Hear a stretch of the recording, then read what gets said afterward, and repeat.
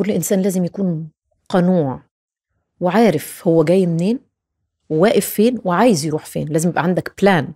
لازم تبقى عارف انت داخل على علاقة عايز تكمل ولا انت داخل تهزر. طب انت داخل على الست دي عشان هي مقرشة معاها قرشين فهتساعدك، ايه القرف ده؟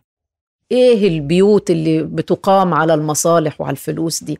انت متخيل انك بعد اول أزمة انت هتلاقي حد يقف جنبك؟ هي اصلا هتمشي وتسيبك.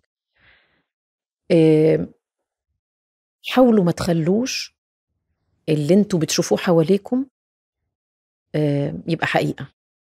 يعني أنا شخصيا لازلت أؤمن بالحب.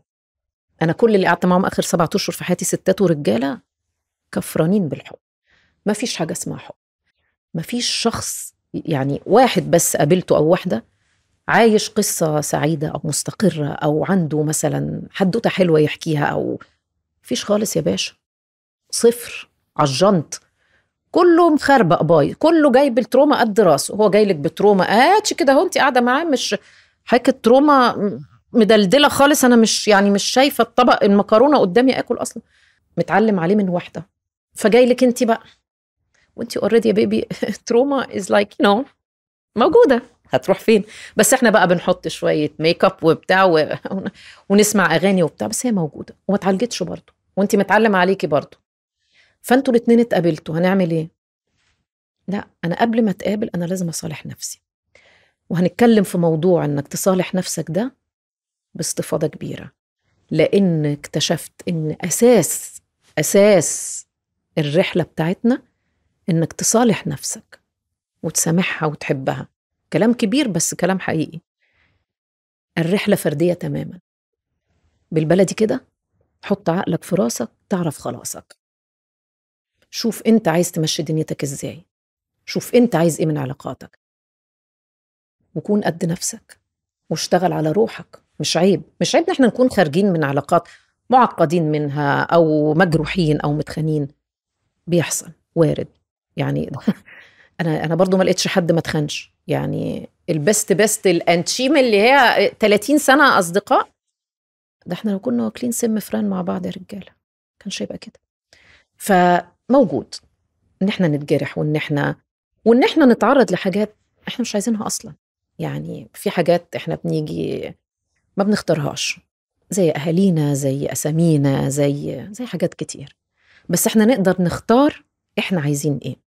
كله هنا المايند سيت. لو انت نظفت ده واشتغلت عليه ورستقته وظبطته وستفته وعرفت أولوياتك ايه، انت هتعيش برنس البرانيس. ما عملتش كده، عشت بقى شبه ده وشبه ده وماشي الدنيا طول بعض، انت الوحيد الخسران. ليه؟ لأن انت الوحيد اللي بتدفع فاتورتك. احنا طول ما احنا ماشيين ندفع فواتير، بس في ناس بتدفعها من عمرها اللي فات وفي ناس بتدفعها من العمر الجاي، بس الكل هيدفع. فانت وشطارتك لو كنت من اللي دفعوا من العمر اللي فات، خلاص انت مش هتدفع حاجة تاني. انت تشتغل بقى صح وتعيش لانك اتعلمت ودفعت. محدش بيتعلم ببلاش. لو انت بقى لسه هتدفع الفواتير، لا ربنا معاك. انت كانت رحلة اكيد ظلمت فيها حد، واكيد جرحت فيها حد، اكيد حاجات كتير.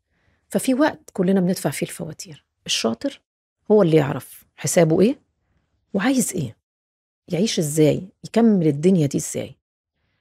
حاجات كتير بقى بتخليك سعيد في اختياراتك. اهمها واوقعها والوحيد هو الصراحة والوضوح. انك تكون صريح مع نفسك. مش عاجبك الجوازة دي ما تتجوزيهاش ارجوكي. بيجي لي مشاكل كتير، بنات تقول لي انا كبرت وعديت ال40 وال45 والحواليا لازم اتجوز. مش لازم. انا بقول لك بت تتجوزيش، تتجوزيش. عيشي وانبسطي، بتشتغلي بابنه بره باهلك، عندك حاجه بتعمليها للمجتمع، صديقه جدعه. عيشي حياتك زي ما هي. ما تختاروش حاجه مجبرين عليها، عشان المجتمعات دي لازم يحصل لها نسف في الافكار الباليه العتيقه القديمه اللي خلاص. حتى الاجيال الجديده دي ما بقتش تسمع الحاجات دي. احنا بس عطلانين في الحته دي شويه. قدام هتعرف ان اختياراتك هي اللي بتنجحك او تفشلك، مش القدر. مش عايزاك تقول في شماعه القدر أو غصبٍ عني أو الظروف، ما فيش حاجة اسمها ظروف، الظروف دي بنطبّقها كده ونحطها جنبنا ونقوم ونكمّل حياتنا ونختار. فلازم تكون واضح مع نفسك. تاني، أنت الأهم، أنت المهم على الإطلاق قبل الكل. ليه؟ لأن لو ده مش سليم وتعبان وبايظ وما اتعالجش صح وما اتدواش صح، هو يفضل تعبان، هو يفضل طول العمر كده. صالح نفسك، حبها عشان تعرف تعيش صح.